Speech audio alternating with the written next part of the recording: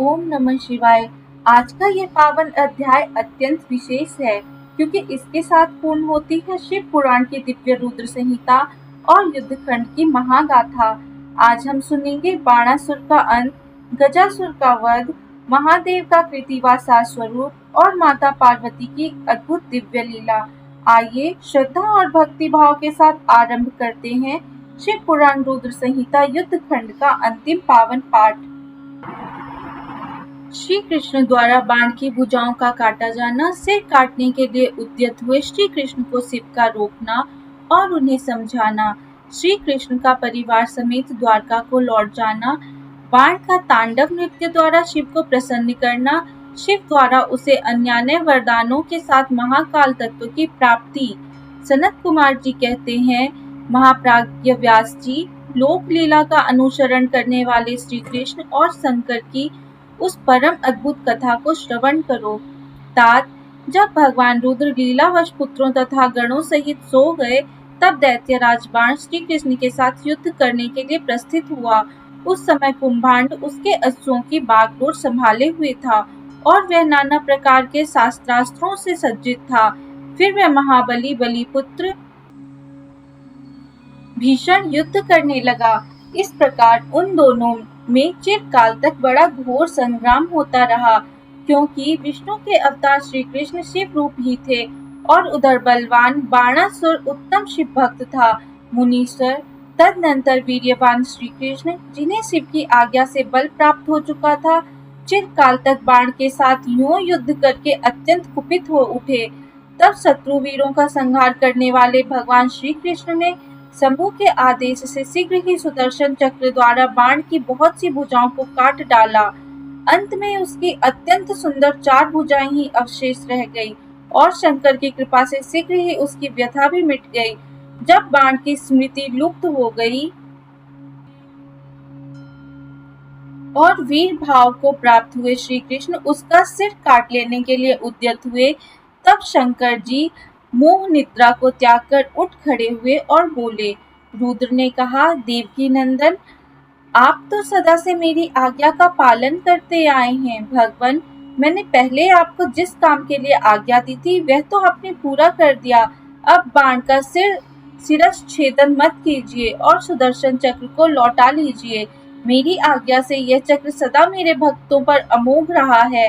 गोविंद, मैंने पहले ही आपको युद्ध में अनिवार्य चक्र और जय प्रदान की थी। अब आप इस युद्ध से निवृत्त हो जाइए।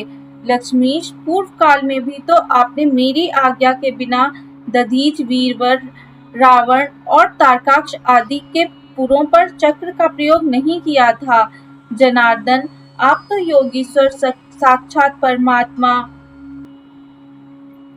और संपूर्ण प्राणियों के हित में रत रहने वाले हैं। आप स्वयं ही अपने मन से विचार कीजिए। मैंने इसे वर दे रखा है कि तुझे मृत्यु का भय नहीं होगा। मेरा यह वचन सदा सत्य होना चाहिए। मैं आप पर परम प्रसन्न हूँ। अरे, बहुत दिन पूर्व यह गर्व से भरकर उन्मत्त हो उठा और अपने आप को भूल गया था। तब अपनी भुजाएं खुजलाता हुआ यह मेरे पास पहुंचा और बोला, मेरे साथ युद्ध कीजिए। तब मैंने इसे शाप देते हुए कहा, थोड़े ही समय में तेरी भुजाओं का छेदन करने वाला आएगा, तब तेरा सारा गर्व गल जाएगा। बाण की ओर देखकर कहा, मेरी ही आज्ञा से तेरी भुजाओं को काटने वाले ये श्री हरि आए हैं। फिर श्री कृष्ण से कहा, अब आप युद्ध बंद कर दीजिए और वर वधू को साथ ले अपने घर को लौट जाइए। यूं कहकर महेश्वर ने उन दोनों में मित्रता करा दी और उनकी आज्ञा ले वे पुत्रों और गणों के साथ अपने निवास स्थान को चले गए। सनत कुमार जी कहते हैं, मुनि, शंभु का कथन सुनकर अक्षत शरीर वाले श्री कृष्ण ने सुदर्शन को लौटा लिया और विजयश्री से सुशोभित हो वे बाणासुर के अंतःपुर में पधारे। वहां उन्होंने उषा सहित अनिरुद्ध को आश्वासन दिया और बाण द्वारा दिए गए अनेक प्रकार के रत्न समूहों को ग्रहण किया। उषा की सखी परम योगिनी चित्रलेखा को पाकर तो श्री कृष्ण को महान हर्ष हुआ। इस प्रकार शिव के आदेशानुसार जब उनका सारा कार्य पूर्ण हो गया, तब वे श्री हरि हृदय से शंकर को प्रणाम कर और बलिपुत्र बाणासुर की आज्ञा ले परिवार समेत अपनी पुरी को लौट गए। द्वारका में पहुंचकर उन्होंने गरुड़ गरुड़ को विदा कर दिया। फिर हर्षपूर्वक मित्रों से मिले और स्वेच्छानुसार आचरण करने लगे। इधर नंदीश्वर ने बाणासुर को समझाकर यह कहा, भक्त शार्दुल, तुम बारंबार शिव जी का स्मरण करो, वे भक्तों पर अनुकंपा करने वाले हैं। अतः उन आदि गुरु शंकर में मन समाहित करके नित्य उनका महोत्सव करो। तब द्वेष रहित हुआ महामनस्वी बाण नंदी के कहने से धैर्य धारण करके तुरंत ही शिव स्थान को गया। वहां पहुंचकर उसने नाना प्रकार के स्रोतों द्वारा शिव जी की स्तुति की और उन्हें प्रणाम किया। फिर वह पादों से ठुमकी लगाते हुए और हाथों को घुमाते हुए नाना प्रकार के आलीढ़ और प्रत्यालीढ़ आदि प्रमुख स्थानकों द्वारा सुशोभित नृत्यों में प्रधान तांडव नृत्य करने लगा। उस समय वह हजारों प्रकार से मुख द्वारा बाजा बजा रहा था और बीच बीच में भौहों को मटकाकर तथा सिर को कपाकर सहस्त्रों प्रकार के भाव भी प्रकट करता जाता था। इस प्रकार नृत्य में मस्त हुए महाभक्त बाणासुर ने महान नृत्य करके नतमस्तक हो त्रिशूलधारी चंद्रशेखर भगवान रुद्र को प्रसन्न कर लिया। तब नाच गान के प्रेमी भक्त वत्सल भगवान हर्षित होकर बाण से बोले। रुद्र ने कहा, बलिपुत्र प्यारे बाण, तेरे नृत्य से मैं संतुष्ट हो गया हूँ। अतः दैत्येंद्र, तेरे मन में जो भी अभिलाषा हो उसके अनुरूप वर मांग ले। सनत कुमार जी कहते हैं, मुने, शंभु की बात सुनकर दैत्यराज बाण ने इस प्रकार वर मांगा, मेरे घाव भर जाए, बाहु युद्ध की क्षमता बनी रहे, मुझे अक्षय गणनायक तत्व प्राप्त हो, शोणितपुर में उषा पुत्र तथा मेरे दौहित्र का राज्य हो, देवताओं से तथा विशेष करके विष्णु से मेरा वैर भाव मिट जाए, मुझ में रजोगुण और तमोगुण से युक्त दूषित दैत्य भाव का पुनः उदय न हो, मुझ में सदा निर्विकार शंभु भक्ति बनी रहे और शिव भक्तों पर मेरा स्नेह और समस्त प्राणियों पर दया भाव रहे। यो शंभु से वरदान मांगकर बलिपुत्र महासुर बाण अंजलि बांधे रुद्र की स्तुति करने लगा। उस समय उसके नेत्रों में प्रेम के आंसू छलक आए थे। तदनंतर जिसके सारे अंग प्रेम से प्रफुल्लित हो उठे थे, वह बलिनंदन बाणासुर महेश्वर को प्रणाम करके मौन हो गया। अपने भक्त बाण की प्रार्थना सुनकर भगवान शंकर, तुझे सब कुछ प्राप्त हो जाएगा, यूं कहकर वहीं अंतर ध्यान हो गए। तब शंभु की कृपा से महाकाल तत्व को प्राप्त हुआ रुद्र का अनुचर बाण परमानंद में निमग्न हो गया। व्यास जी, इस प्रकार मैंने संपूर्ण भुवनों में नित्य क्रीड़ा करने वाले समस्त गुरुजनों के भी सद्गुरु शूलपाणी भगवान शंकर का बाण विषयक चरित्र जो परमोत्तम है, कर्ण प्रिय मधुर वचनों द्वारा तुमसे वर्णन कर दिया। यहाँ पर हमारा अध्याय 55 और 56 समाप्त होता है। अब चलते हैं अगले अध्याय की ओर। इस अध्याय में हम सुनेंगे गजासुर की तपस्या, वर प्राप्ति और उसका अत्याचार, शिव द्वारा उसका वध, उसकी प्रार्थना से शिव का उसका चर्म धारण करना और कृतिवासा नाम से विख्यात होना तथा कृतिवासेश्वर लिंग की स्थापना करना। सनत कुमार जी कहते हैं, व्यास जी, अब परम प्रेम पूर्वक शशि मौली शिव के उस उत्तम चरित्र को श्रवण करो जिसमें उन्होंने त्रिशूल द्वारा दानवराज गजासुर का वध किया था। गजासुर महिषासुर का पुत्र था। जब उसने सुना कि देवताओं से प्रेरित होकर देवी ने मेरे पिता को मार दिया था, तब उसका बदला लेने की भावना से उसने घोर तप किया। उसके तप की ज्वाला से सब जलने लगे। देवताओं ने जाकर ब्रह्मा जी से अपना दुख कहा। तब ब्रह्मा जी ने उसके सामने प्रकट होकर उसके प्रार्थनानुसार उसे वरदान दे दिया कि वह काम के वश होने वाले किसी भी स्त्री या पुरुष से नहीं मरेगा, महाबली और सबसे अजेय होगा। वर पाकर वह गर्भ में भर गया। सब दिशाओं से तथा सब लोकपालों के स्थानों पर उसने अधिकार कर लिया। अंत में भगवान शंकर की राजधानी आनंदवन काशी में जाकर वह सबको सताने लगा। देवताओं ने भगवान शंकर से प्रार्थना की, शंकर काम विजयी हैं। उन्होंने घोर युद्ध में उसे हराकर त्रिशूल में पिरो लिया। तब उसने भगवान शंकर का स्तवन किया। शंकर ने उस पर प्रसन्न होकर इच्छित वर मांगने को कहा। तब गजासुर ने कहा, दिगंबर स्वरूप महेशान, यदि आप मुझ पर प्रसन्न हैं तो अपने त्रिशूल की अग्नि से पवित्र हुए मेरे इस चर्म को आप सदा धारण किए रहें। विभो, मैं पुण्य गंधों की निधि हूँ। इसलिए मेरा यह चर्म चिरकाल तक उग्र तप रूपी अग्नि की ज्वाला में पड़कर भी दग्ध नहीं हुआ है। दिगंबर, यदि मेरा यह चर्म पुण्यवान न होता तो रणांगण में इसे आपके अंगों का संग कैसे प्राप्त होता? शंकर, यदि आप तुष्ट हैं तो मुझे एक दूसरा वर और दीजिए। वह यह है कि आज से आपका नाम कृतिवासा विख्यात हो जाए। सनत कुमार जी कहते हैं, मुने, गजासुर की बात सुनकर भक्तवत्सल शंकर ने परम प्रसन्नता पूर्वक महिषासुर नंदन गज से कहा, तथास्तु, अच्छा ऐसा ही होगा। तदनंतर प्रसन्नात्मा भक्त प्रिय महेशान उस दानवराज गज से, जिसका मन भक्ति के कारण निर्मल हो गया था, पुनः बोले। ईश्वर ने कहा, दानवराज, तेरा ये पावन शरीर मेरे इस मुक्ति साधक क्षेत्र काशी में मेरे लिंग के रूप में स्थित हो जाए। इसका नाम कृतिवासेश्वर होगा। यह समस्त प्राणियों के लिए मुक्तिदाता, महान पातकों का विनाशक, संपूर्ण लिंगों में शिरोमणि और मोक्षप्रद होगा। यूं कहकर देवेश्वर दिगंबर शिव ने गजासुर के उस विशाल चर्म को लेकर ओढ़ लिया। मुनीश्वर, उस दिन बहुत बड़ा उत्सव मनाया गया। काशी निवासी सारी जनता तथा प्रमथगण हर्षमग्न हो गए। विष्णु और ब्रह्मा आदि देवताओं का मन हर्ष से परिपूर्ण हो गया। वे हाथ जोड़कर महेश्वर को नमस्कार करके उनकी स्तुति करने लगे। यहाँ हमारा अध्याय 57 समाप्त होता है। अब चलते हैं अगले अध्याय की तरफ। दुदुम्बी निरहद नामक दैत्य का व्याघ्र रूप से शिव भक्त पर आक्रमण करने का विचार और शिव द्वारा उसका वध।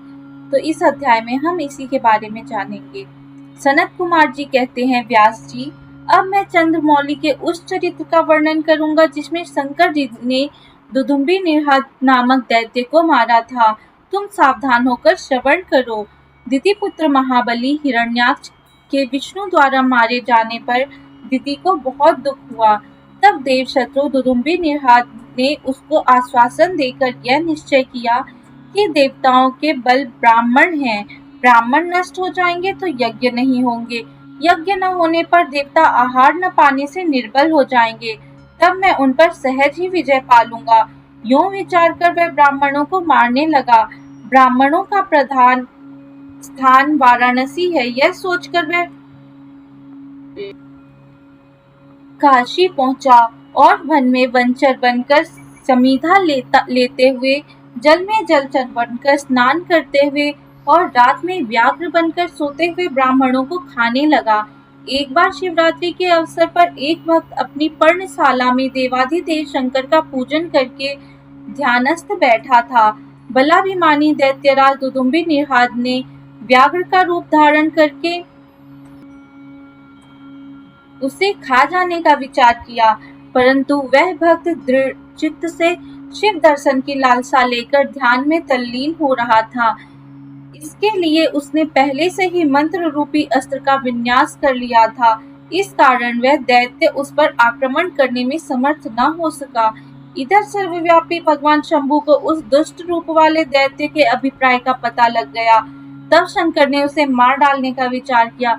इतने में ज्यों ही उस दैत्य ने व्याघ्र रूप से उस भक्त को अपना ग्रास बनाना चाहा, त्यों ही जगत की रक्षा के लिए मणि स्वरूप तथा भक्त रक्षण में कुशल बुद्धि वाले त्रिलोचन भगवान शंकर वहां प्रकट हो गए और उसे बगल में दबोचकर उसके सिर पर वज्र से भी कठोर भूसे से प्रहार किया।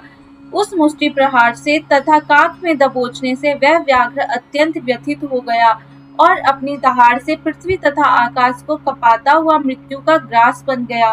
उस भयंकर शब्द को सुनकर तपस्वियों का हृदय कांप उठा। वे रात में ही उस शब्द का अनुसरण करते हुए उस स्थान पर आ पहुंचे। वहां परमेश्वर शिव को बगल में उस पापी को दबाए हुए देखकर सब लोग उनके चरणों में पड़ गए और जय जयकार करते हुए उनकी स्तुति करने लगे। तदनंतर महेश्वर ने कहा, जो मनुष्य यहाँ आकर श्रद्धा पूर्वक मेरे इस रूप का दर्शन करेगा, निस्संदेह मैं उसके सारे उपद्रवों को नष्ट कर दूंगा। जो मानव मेरे इस चरित्र को सुनकर और हृदय में मेरे इस लिंग का स्मरण करके संग्राम में प्रवेश करेगा, उसे अवश्य विजय की प्राप्ति होगी। मुने, जो मनुष्य व्याघ्रेश्वर के प्राकट्य से संबंध रखने वाले इस परमोत्तम चरित्र को सुनेगा अथवा दूसरे को सुनाएगा, पढ़ेगा या पढ़ाएगा, वह अपनी समस्त मनोवांछित वस्तुओं को प्राप्त कर लेगा और अंत में संपूर्ण दुखों से रहित होकर मोक्ष का भागी होगा। शिव लीला संबंधी अमृतमय अक्षरों से परिपूर्ण यह अनुपम आख्यान स्वर्ग, यश और आयु का देने वाला तथा पुत्र पौत्र की वृद्धि करने वाला है। तो यहाँ पर हमारा अध्याय 58 भी समाप्त होता है। चलिए अब अगले अध्याय की ओर चलते हैं। इस अध्याय में हम सुनेंगे विदल और उत्पल नामक दैत्यों का पार्वती पर मोहित होना और पार्वती का कंदुक प्रहार द्वारा उनका काम तमाम करना, कंदुकेश्वर की स्थापना और उनकी महिमा। सनत कुमार जी कहते हैं, व्यास जी, जिस प्रकार परमेश्वर शिव ने संकेत से दैत्य को लक्ष्य कराकर अपनी प्रिया द्वारा उसका वध कराया था, उनके उस चरित्र को तुम परम प्रेम पूर्वक श्रवण करो। विदल और उत्पल नामक दो महादैत्य थे। उन्होंने ब्रह्मा जी से किसी पुरुष के हाथ से न मरने का वर प्राप्त करके सब देवताओं को जीत लिया था। तब देवताओं ने ब्रह्मा जी के पास जाकर अपना दुख सुनाया। उनकी कष्ट कहानी सुनकर ब्रह्मा जी ने उनसे कहा, तुम लोग शिवा सहित शिव का आदर पूर्वक स्मरण करके धैर्य धारण करो। वे दोनों दैत्य निश्चित ही देवी के हाथों मारे जाएंगे। शिवा सहित शिव परमेश्वर कल्याण करता और भक्त वत्सल हैं। वे शीघ्र ही तुम लोगों का कल्याण करेंगे। सनत कुमार जी कहते हैं, मुने, देवों से यूं कहकर ब्रह्मा जी शिव का स्मरण करते हुए मौन हो गए। तब देवगण भी आनंदित होकर अपने अपने धाम को लौट गए। एक समय नारद जी के द्वारा पार्वती के सौंदर्य की प्रशंसा सुनकर वे दोनों दैत्य उनका अपहरण करने की बात सोचने लगे और पार्वती जी जहाँ गेंद उछाल रही थी वहीं वे जाकर आकाश में विचरने लगे। वे दोनों घोर दुराचारी थे। उनका मन अत्यंत चंचल हो रहा था। वे गणों का रूप धारण करके अंबिका के निकट आए। तब दुष्टों का संहार करने वाले शिव ने अवहेलना पूर्वक उनकी ओर देखकर उनके नेत्रों से प्रकट हुई चंचलता के कारण तुरंत उन्हें पहचान लिया। फिर तो स्वर स्वरूपी महादेव ने दुर्गति नाशिनी दुर्गा को कटाक्ष द्वारा सूचित कर दिया कि ये दोनों दैत्य हैं, गण नहीं। तब पार्वती ने अपने स्वामी महाकौतुकी परमेश्वर शंकर के उस नेत्र संकेत को समझ गई। तदनंतर सर्वज्ञ शिव की अर्धांगिनी पार्वती ने उस संकेत को समझकर उसी गेंद से एक साथ ही उन दोनों पर चोट की।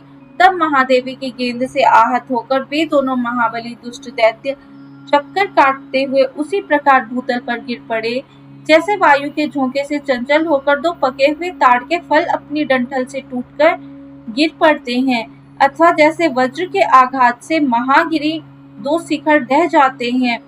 इस प्रकार अकार्य करने के लिए उद्यत उन दोनों महादैत्यों को धराशायी करके वह गेंद लिंग रूप में परिणत हो गया।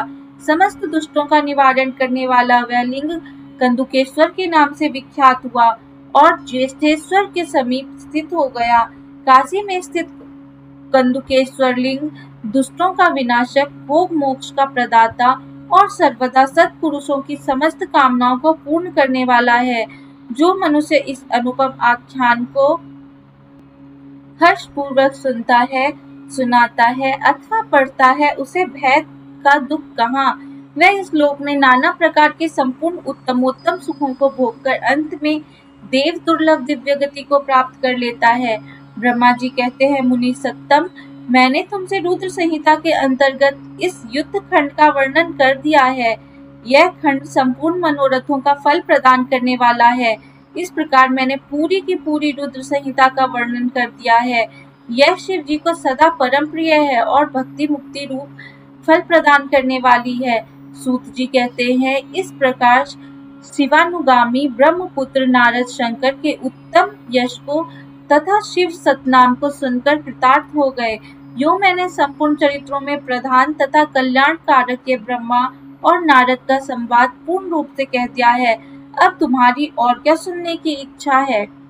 यहाँ पर हमारा अध्याय 59 भी समाप्त होता है।